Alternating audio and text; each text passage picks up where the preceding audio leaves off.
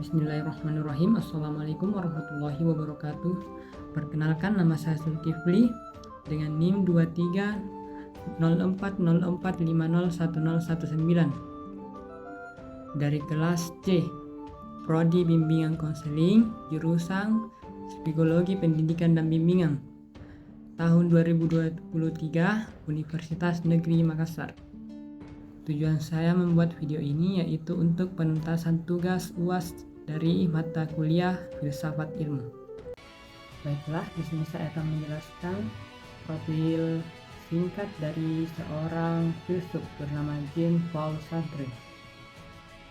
Beliau lahir pada tanggal 21 Juni pada tahun 1905 di kota Paris, Prancis. Wafat pada tanggal 15 April tahun 1980 pada usianya yang menginjak umur 74 tahun. Aliran pemikirannya yaitu eksistensialisme.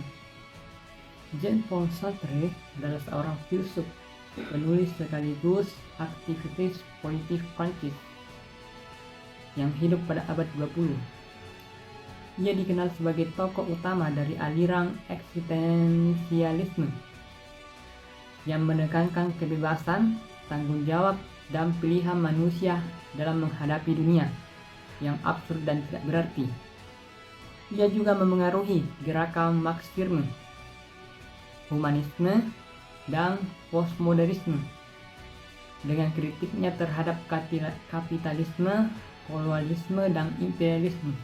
Salah satu karya filsafat terpenting dari Jean-Paul yaitu Being and Nothingness yang menjelaskan konsep-konsep eksistensialisme seperti being in the self, keberadaan sebagai benda, keberadaan sebagai kesadaran, dan keberadaan sebagai objek pandangan orang lain, dan nothingness, ketiadaan yang memungkinkan kebebasan dan kreativitas.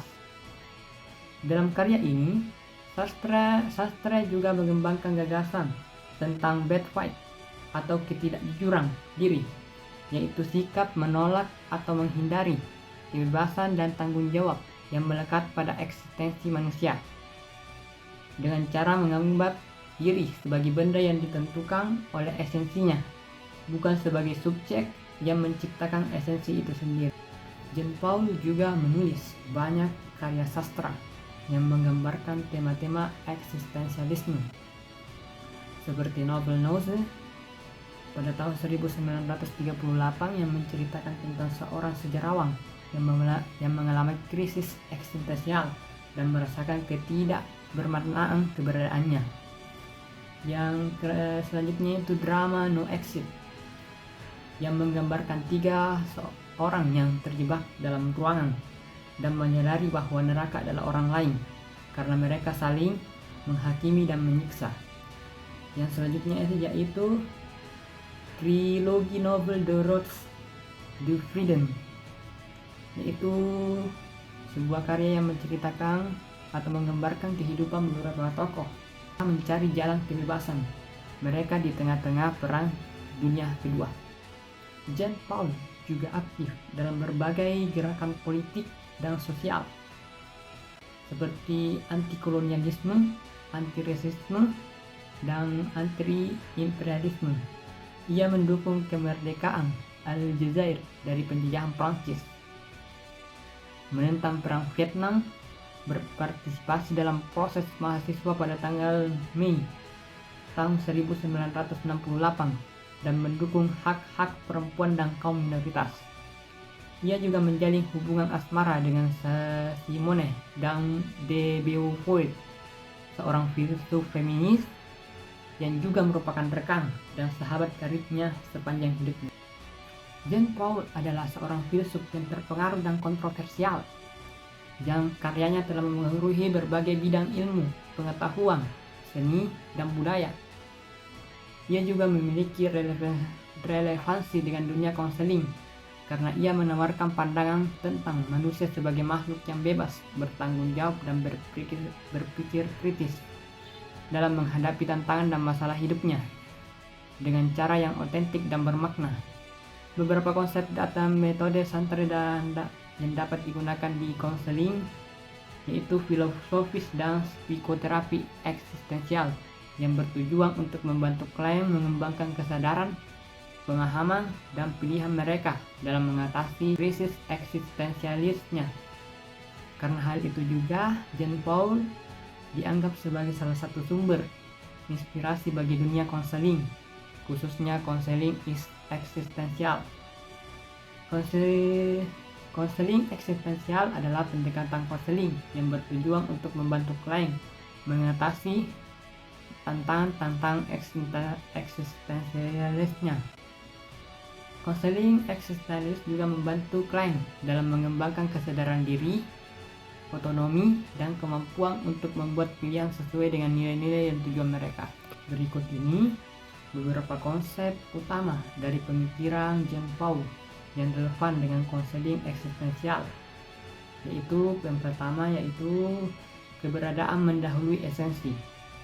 Ini berarti bahwa manusia tidak memiliki esensi atau hakikat yang tetap dan ditentukan sebelumnya, melainkan harus menciptakan esensi mereka sendiri melalui tindakan dan pilihan mereka.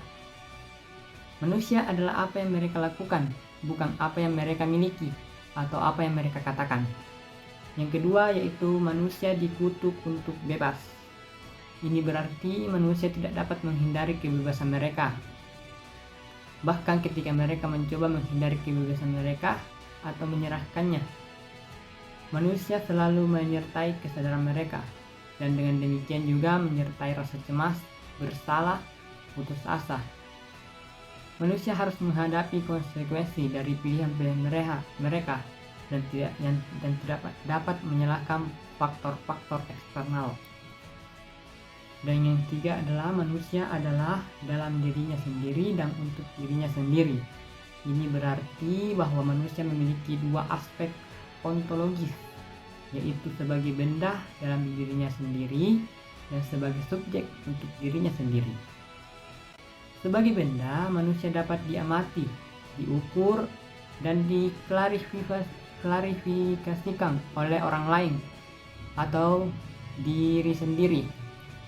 Dan sebagai projek, manusia memiliki kesadaran, kehendak, kebebasan yang tidak dapat direduksi menjadi benda. Manusia selalu berusaha untuk mengatasi kontradiksi antara dua aspek ini dan untuk menegaskan diri mereka sebagai subjek yang unik dan berharga. Demikian penjelasan singkat dari saya terkait profil singkat dari filsuf Jean Paul Sartre.